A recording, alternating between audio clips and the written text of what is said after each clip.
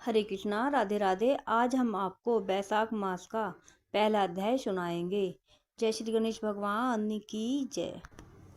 मनुष्यों में श्रेष्ठ नर और नारायण को नमस्कार कर और देवी सरस्वती तथा व्यास जी को प्रणाम कर उनकी जय बोलता हूँ। सूत जी बोले, परमेष्टि ब्रह्मा के पुत्र नारद जी से राजा अम्बरीश ने पवित्र बैसाख मास का महात्म्य पूछा। राजा अम्बरीश बोले, हे ब्राह्मण, जो संपूर्ण महीनों के महात्म्य का वर्णन किए वह मैंने सभी अच्छी तरह से सुने। सभी महीनों में बैसाख मास श्रेष्ठ है, अतः बैसाख का महात्म्य विस्तार से कहिए, मुझे सुनने की इच्छा है।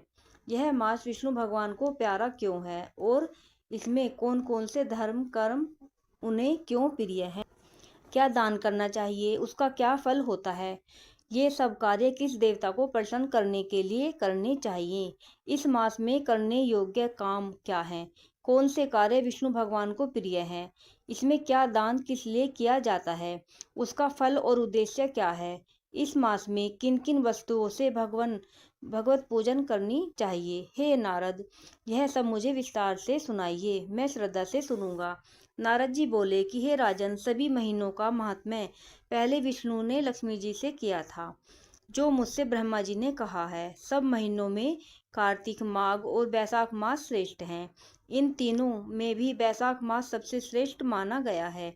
यह महीना माता के समान सब जीवों को अभिष्ट फल देने वाला है। इस महीने में दान, यज्ञ, व्रत और स्नान करने से सब पापों का नाश हो जाता है। यह महीना धर्म, कर्म, यज्ञ और तप का सार है। इसकी देवता भी प्रशंसा करते हैं। यह मास विद्याओं में वेद विद्या के समान, मंत्रों में प्रणव, वृक्षों में कल्पवृक्ष, गौओं में कामधेनु, नागों में शेष, पक्षियों में गरुड़ के समान है। देवों में विष्णु, वर्णों में ब्राह्मण, प्रिय वस्तुओं में प्राण और मित्रों में भार्या के समान है। नदियों में गंगा के समान, तेजस्वियों में सूर्य, शस्त्रों में चक्र, धातुओं में स्वर्ण, वैष्णवों में शिव जी के समान, रत्नों में कौस्तुभ मणि तुल्य, धर्म के लिए सबसे उत्तम मास है। इस मास के समान विष्णु भक्ति उत्पन्न करने वाला और कोई महीना नहीं है। मेष की संक्रांति बैसाख मास में सूर्योदय से पहले जो मनुष्य स्नान करता है उससे भगवान विष्णु लक्ष्मी जी सहित अत्यंत प्रसन्न होते हैं। जैसे अन्न से सब प्राणी प्रसन्न होते हैं, वैसे ही बैसाख स्नान से निसंदेह विष्णु भगवान प्रसन्न होते हैं। बैसाख स्नान करने वाले मनुष्य और जो उनका अनुमोदन करता है वह भी सब पापों से छूटकर विष्णु लोक को जाता है। मेष राशि के सूर्य में बैसाख मास में प्रातःकाल एक बार भी स्नान कर जो मनुष्य आहिक करता है वह महापापों से छूटकर विष्णु लोक पाता है। बैसाख मास में स्नान करने के लिए जो मनुष्य एक पग भी चलता है उसे 10,000 अश्वमेध यज्ञ के करने का फल मिलता है, इसमें संदेह नहीं है।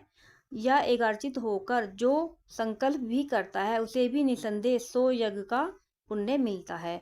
बैसाख स्नान के लिए धनुष बराबर भी जो मनुष्य चलता है वह संसार के बंधनों से छूट वैकुंठ धाम को जाता है।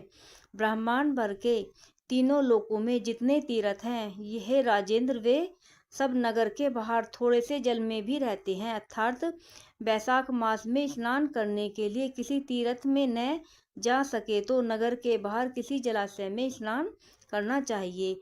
यम की आज्ञा से शास्त्रों में लिखे पाप उसी समय तक गलते हैं जब तक मनुष्य बैसाख स्नान नहीं करता। हे राजन, विष्णु भगवान की आज्ञा से बैसाख मास में तीर्थ आदि के अधिष्ठाता देवता सूर्योदय से 6 घड़ी तक जल के बाहर मनुष्यों के हित के लिए ठहरते हैं। हे राजेंद्र, उस समय तक भी जो लोग स्नान करने के लिए नहीं आते वे उनको दारुण शाप दे अपने स्थान को चले जाते हैं।